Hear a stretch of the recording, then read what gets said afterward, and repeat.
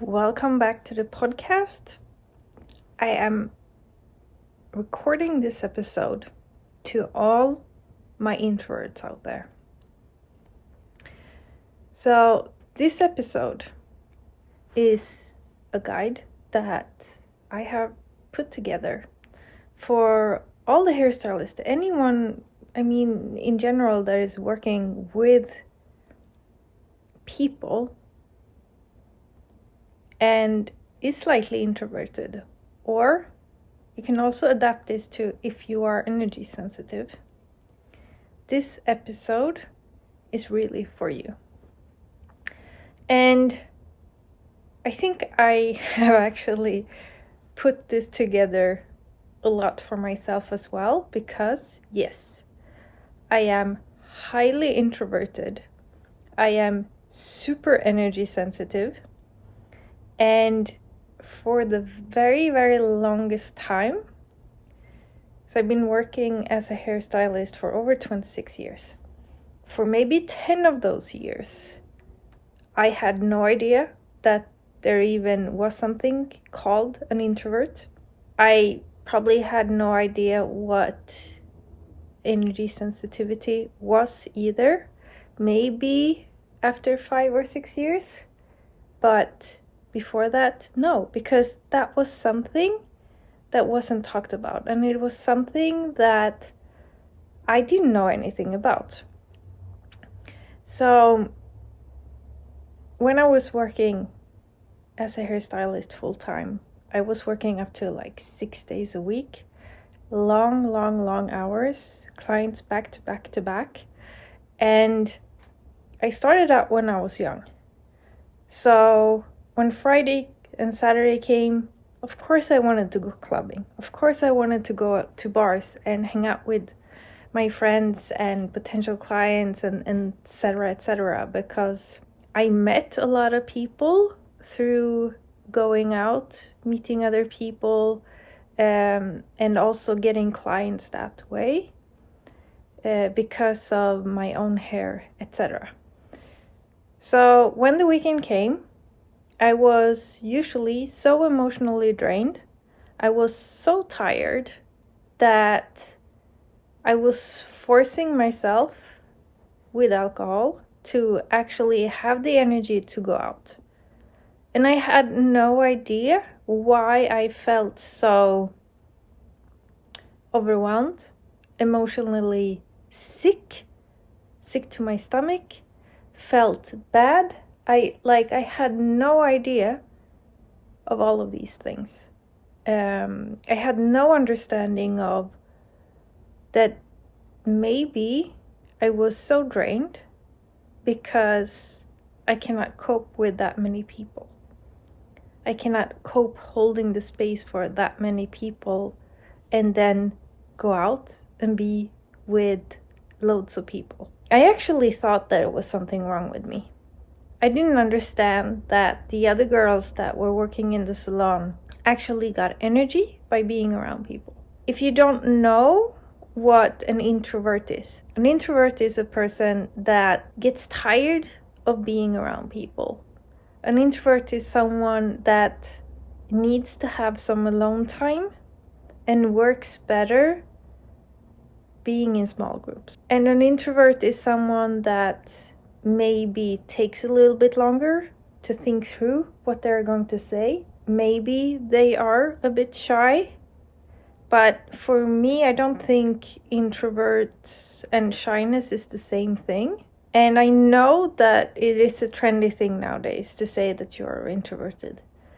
But when I actually understood what an introvert was, it just blew my mind, because I was so happy to actually understand myself in a better way. I was so happy to finally understand, oh, this is why I'm reacting like this. This is why I do this. This is why I do that. And what I have learned over the years is that if I'm working clients back to back for a full day, I let my husband know that, hey, it's going to be a long day. You can't expect me to be overly social today. You can't expect me to go out and meet people. And sometimes I actually need to be by myself. And if you are an introvert, if you haven't communicated yet with the people that you're working with and also with your partner about what it is that you need in order for you to have energy, in order for you to not become a whining bitch, in order for you to actually work as a human being.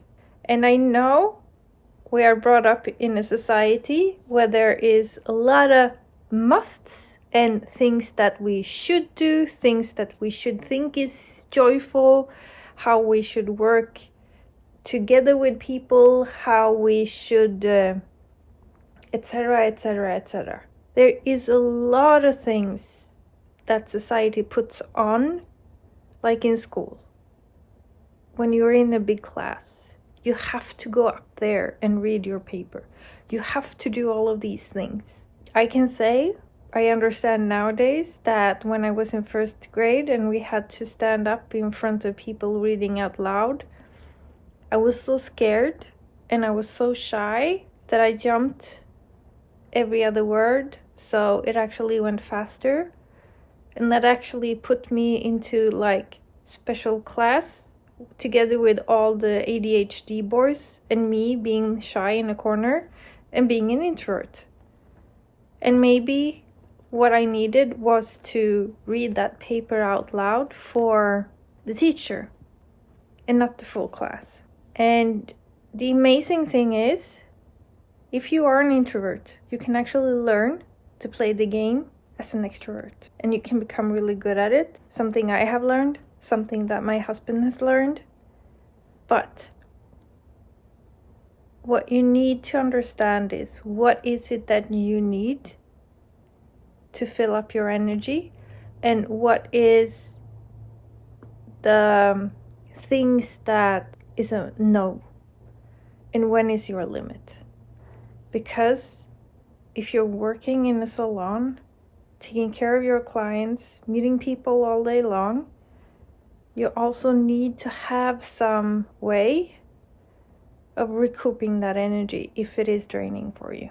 And I hope that this podcast episode, if you can leave when we are finished with some notes of, okay, I'm going to test this, I'm going to test that, I'm going to see what is going to work for me. I would love to hear from you if you have any tips that we can share with others as well. And also what will work for you, what does not work for you, and etc. I would love to hear from you. You can always send me a DM on Instagram at streamflow_, because I truly enjoy hearing what you guys think and all of your aha moments and so on. And also, if something is like, Anne-Marie, that's really bad advice, let me know, because I can always do better.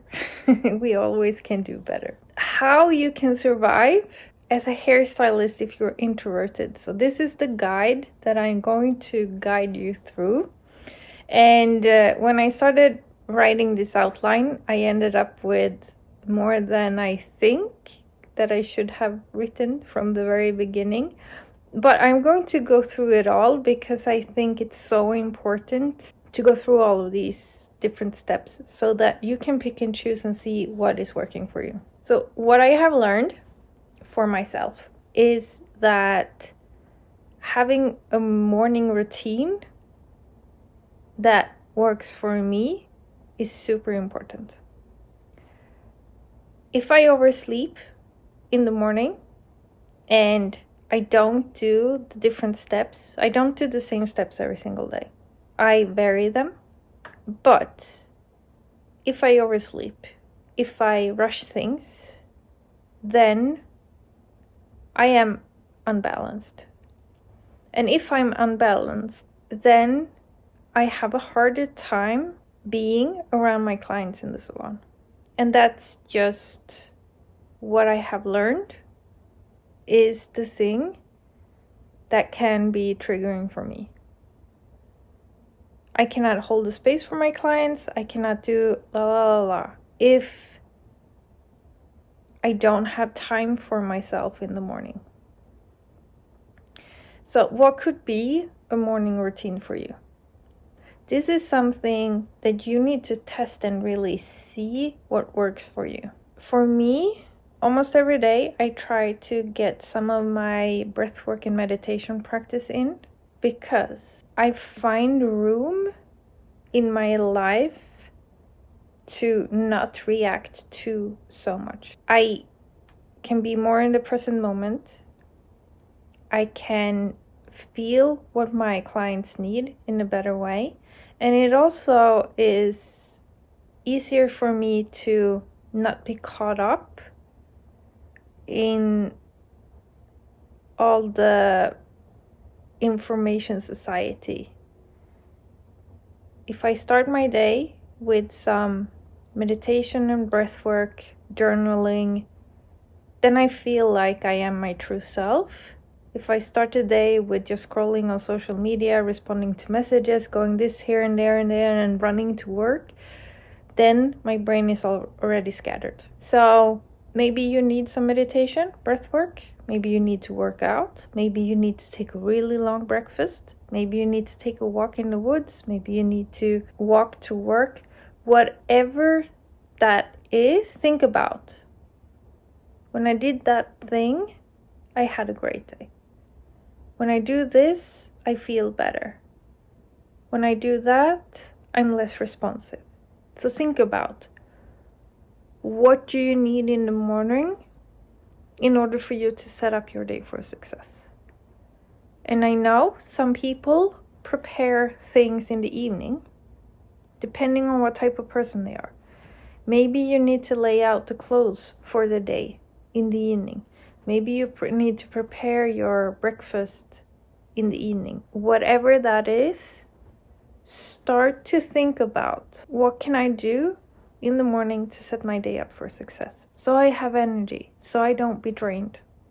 So I don't come home and being a whining bitch to my partner. Because that is who I become if I don't do things like this. The second thing in the survival guide for introverts is asking yourself, what is your opening routine for opening up the salon? I know that we're living in a digital age, but we're still providing a physical service that demands that you have to be present with your client. And this is something that I know there are people that have less of an understanding of. So when it comes to my opening routine, I try to be in the salon minimum 30 minutes to an hour before I actually take clients.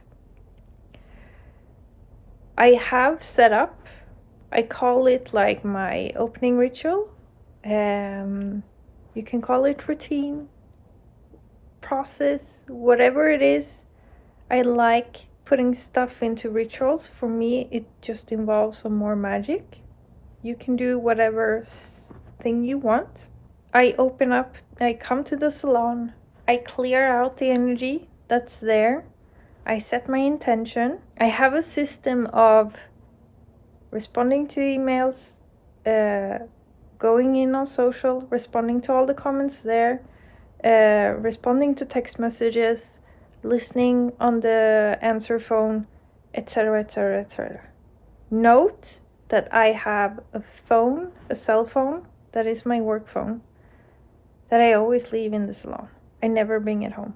If I bring it home with me, I actually have it shut off, because I have trained my clients to know that I respond to things once in the morning and once in the evening, depending on how I'm working.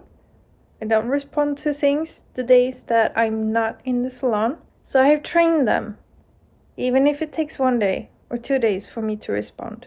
This is just for me to be able to provide an amazing experience for you, but I cannot be there 24/7 for you. And if you are caught up in overwhelm, if you're caught up in that you feel that you are irritated with clients, that you feel that you're never left alone, etc., etc., etc. Question how much you are working when you actually are not in the salon. It is okay that when you leave the salon, you don't have to respond to messages to your clients.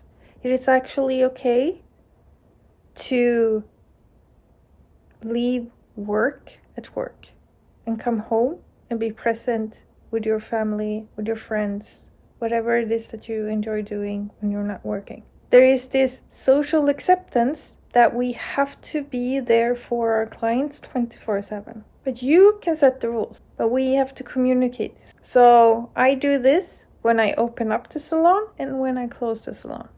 So I have my opening ritual and my closing down ritual. If I would go in on social media for fun, I don't go in and check any messages. Because if someone has seen that you have checked a message and you don't respond right away, they might have a fit. And they might think, oh, she doesn't like me anymore. And then all hell breaks loose. So I think it is important that we have that time where we can actually rest. We don't have to be available all the time. We don't have to be there for them 24/7. And that is okay. And if you have clients that are being triggered by this, just let them know that this is my way of doing things now so that I can actually have energy to help you out in the best possible way when I am providing this service for you. And the third step that I've written down is your schedule and actually adding breaks into the schedule. And this is something that I'm really, really bad at, because when I come to the salon and you get me to start working, I become a bit like a machine. And I have a really, really hard time actually leaving things and go out and take a break.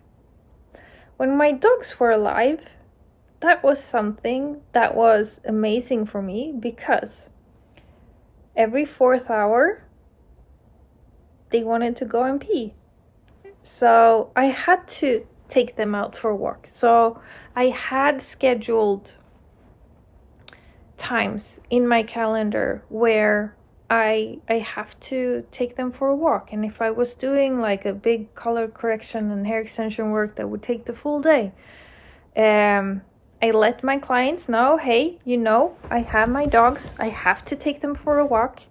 And sometimes I even brought the clients with them if they wanted, because that also gives them a little bit more energy. It refreshes them. It just makes everything feel more light and easy. So this is something like putting breaks into your schedule and knowing that, okay, I can work this amount of hours and then I need 30 minutes or an hour, or if it's 2 hours, depending on what you need. Maybe you cannot have clients back to back. Maybe you need 15 minutes or a half an hour break between your clients. Know what works for you and really stick to that schedule. Is it so that you actually need to have some alone time between clients? You cannot have the clients back to back. Then it is important, even if you're scheduling in your 30 minutes break, or if it's a 15-minute break between clients, let your clients know that, hey,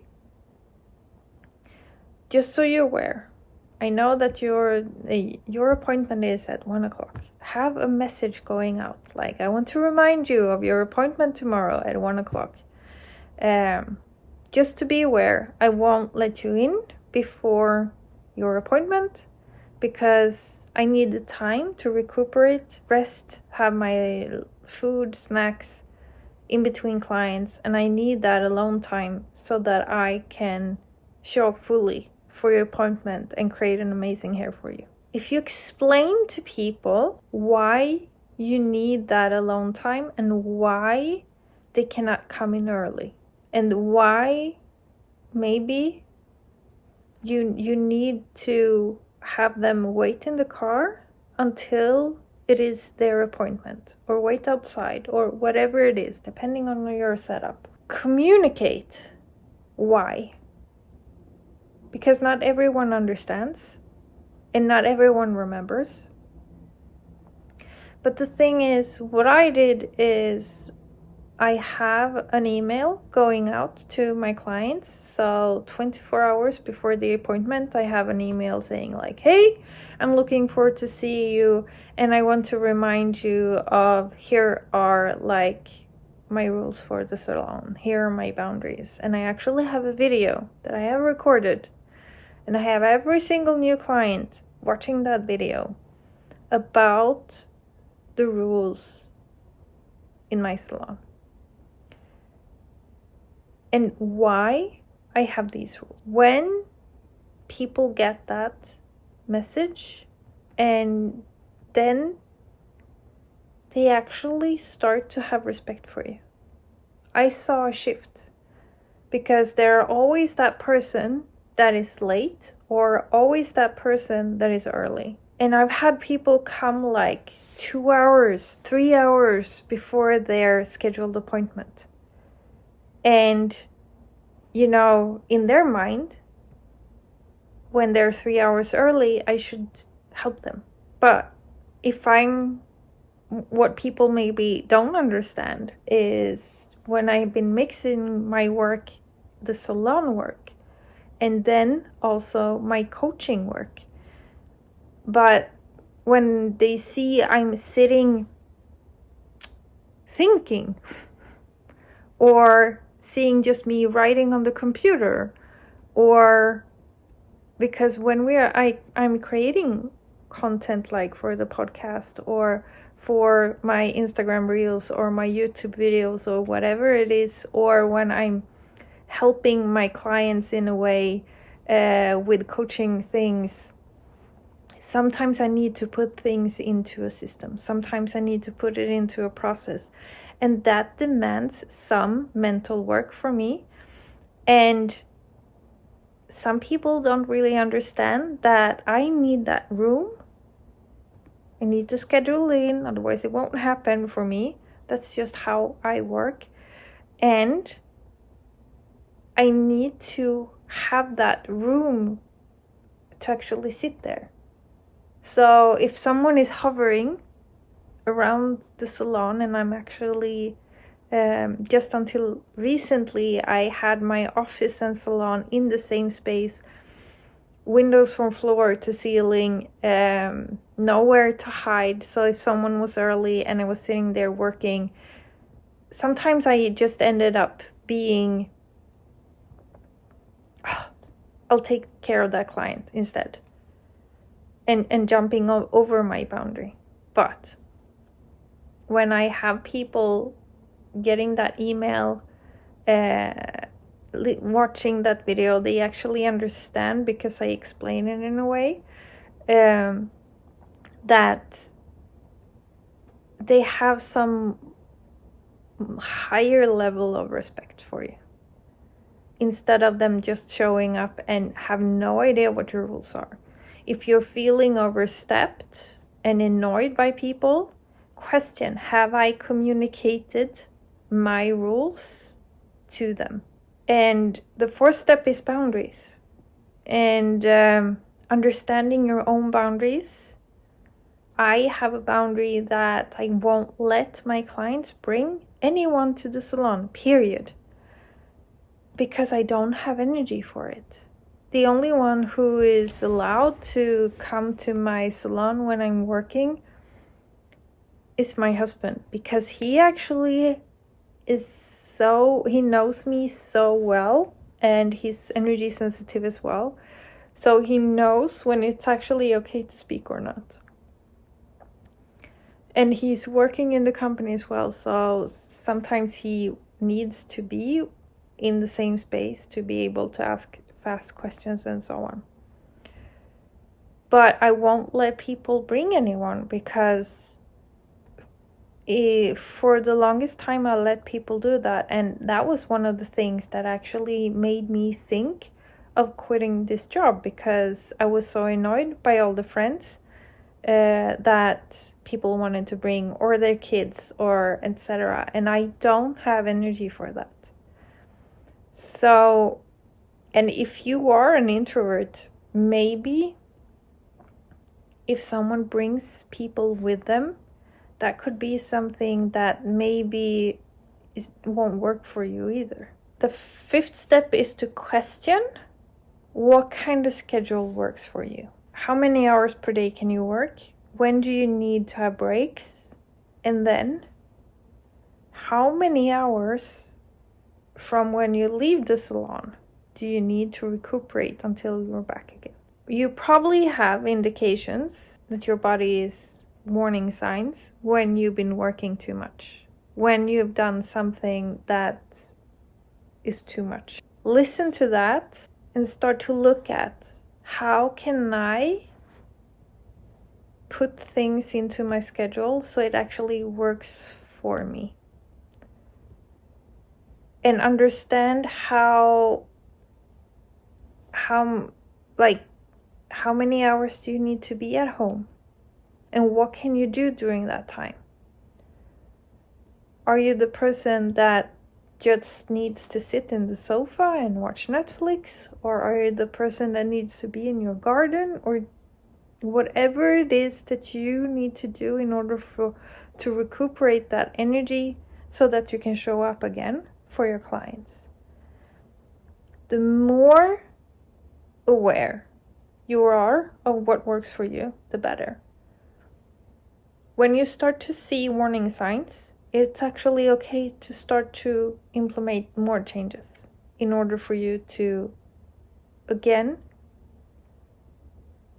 show up better, so it's not emotionally and mentally draining for you.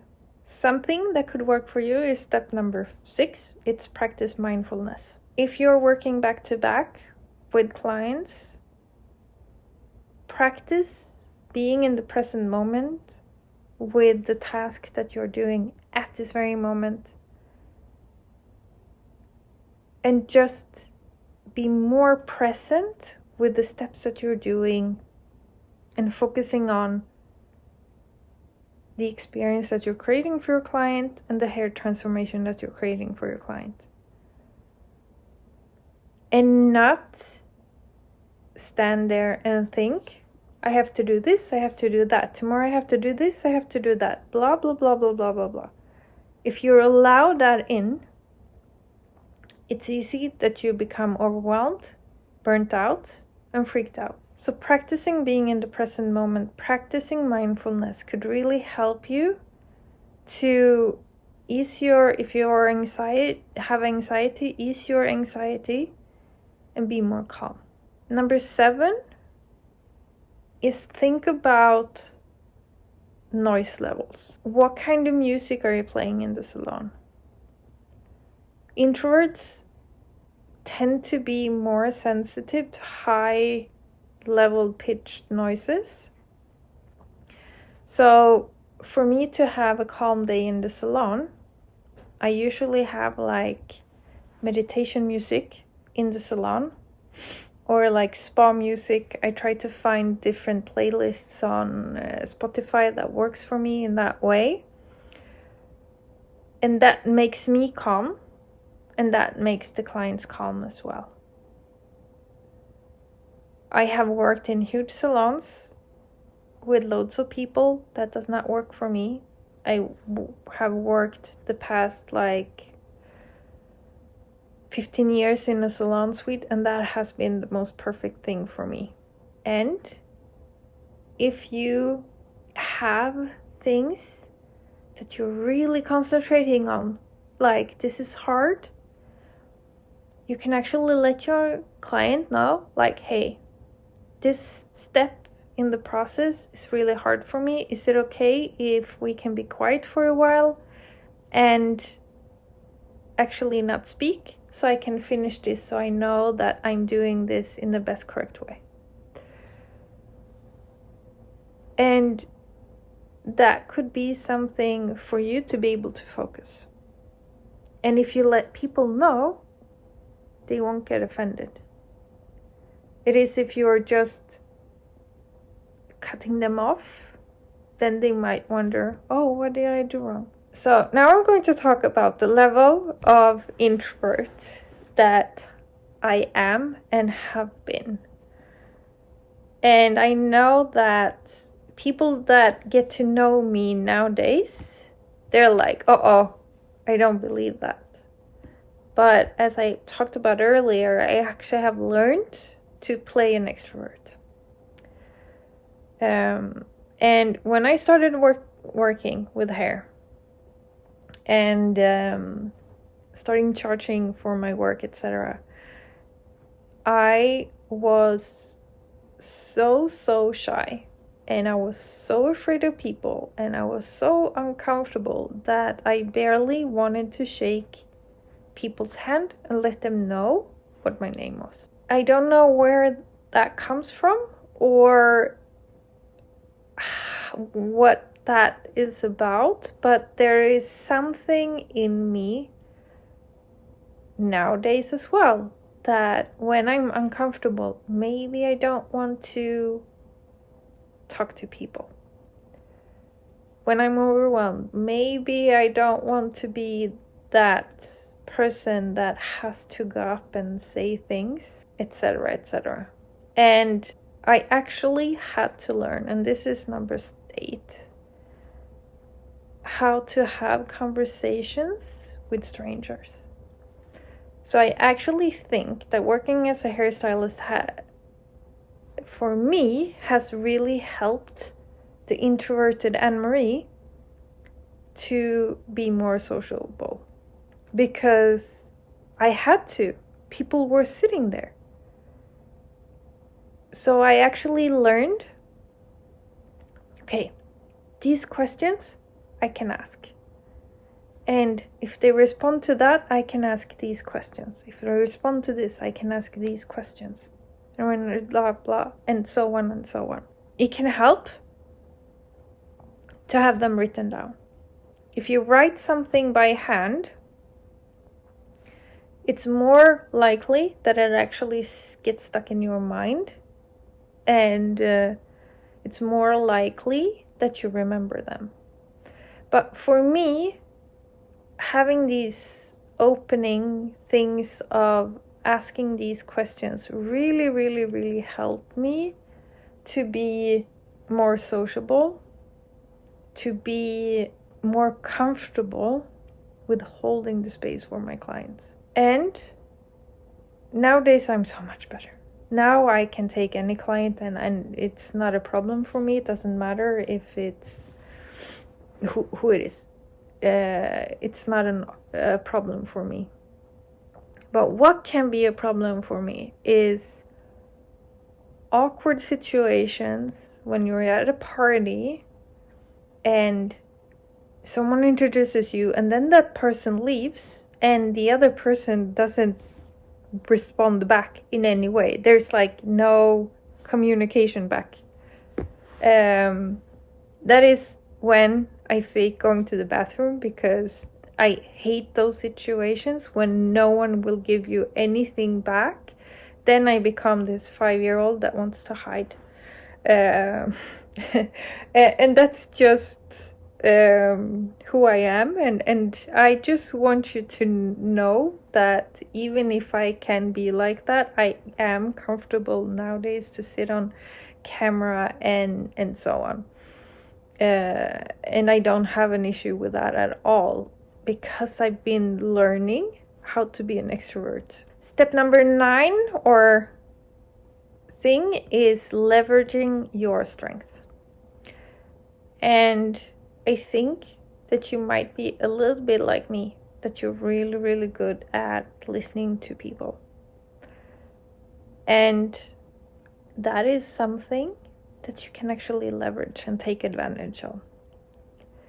And you don't have to remember everything 24/7 about your clients. It's actually okay when they leave to just make a few notes. Say that they have something special coming up. Write a note about that in wherever you keep your notes about your clients.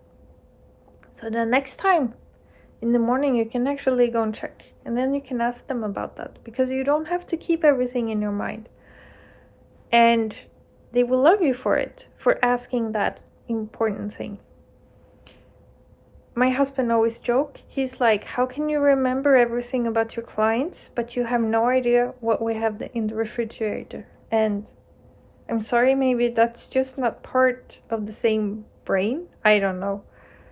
But I remember weird shit about my clients, but other things just falls away. Another thing to consider that I put as number 10 is creating a comfortable environment. And I'm surprised that when people have come to my salon, they're always so like, wow, it's so beautiful, it's so serene, I feel safe, I feel calm. I've never been to an amazing salon like this because I've had a lot of plants.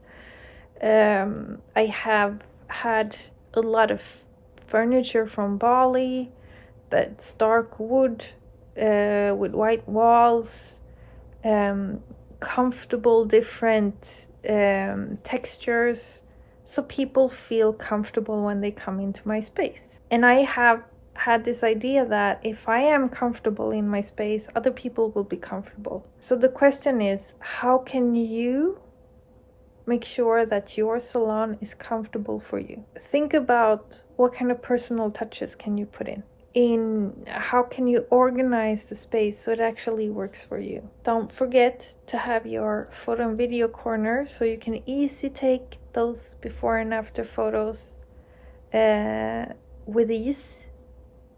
Just a tip. But what do you need around you to be comfortable? And 11 is to always communicate how you work and what it is that you need, both with friends, family members, with your clients, and the people that you're working with. If these people don't know that you need X, Y, and Z in order for you to show up in the best way possible, then there's no way for them to maybe know when they're overstepping or when they are actually doing something that is draining to you. And people won't read your mind. You have to communicate that. And that is your job. If you don't know, journal around what are all the things that is not working for you? What are all the things that are draining for you? What are all those situations where you just feel sick to your stomach? Journal it out. Most likely, there is something that you have not communicated. What is your part of the situation? What have you not communicated? And use that so that you are not falling into that situation again. And the last step is self-care after work. So what do you need to do to unwind? I was talking about the opening and closing salon. If you're energy sensitive, maybe you have to clear your own energy and you have to cut cords with everyone that you've been around with in order for you to not come home being a bitch like I can be sometimes. Because it's overwhelming in my head, and it's not that my husband has done anything wrong. It's just that when my brain goes overload and I haven't done my steps to clear all that crap out, then it can be poof. So what do you need to do to recharge? And again, if you live with people, you have to communicate so that it works for you and with the family as well. So this was a lot of different things that if you are an introvert, to start to think of and start to implement. And my message to you is that you are normal. You're absolutely normal. It is okay to be an introvert and work as a hairstylist. It's totally fine. But you need to start to figure out what is your go-to thing to feel good. What is your go-to thing to fill yourself up with energy? What is your go thing to feel better? Because it's up to you to learn what is it that you need so that you can last in this profession. Because if you don't take care of yourself, you won't last. You will break, or you will have an emotionally mental breakdown, and you might need to start to take a lot of medicine if you don't understand, why am I reacting in this way? What is happening? Why am I overwhelmed? And start to set rules and boundaries and take care of yourself. I'm sending you lots of love. Remember to take care of yourself. It's so important. And I would love to hear what's your biggest takeaway. Let me know. Send me a DM on Instagram at sereneflow_, or send me an email at contact@serene-flow.com. If you know someone that is introverted that needs to hear this, please share this podcast. I would love for you to share a review on Apple Podcasts so that this podcast can reach more people. I'm sending you lots of love, and I'm so looking forward to hear from you. And if you have any tips on how you fill yourself up with energy, please let me know. I would love to hear. Maybe I can learn something new. Bye bye.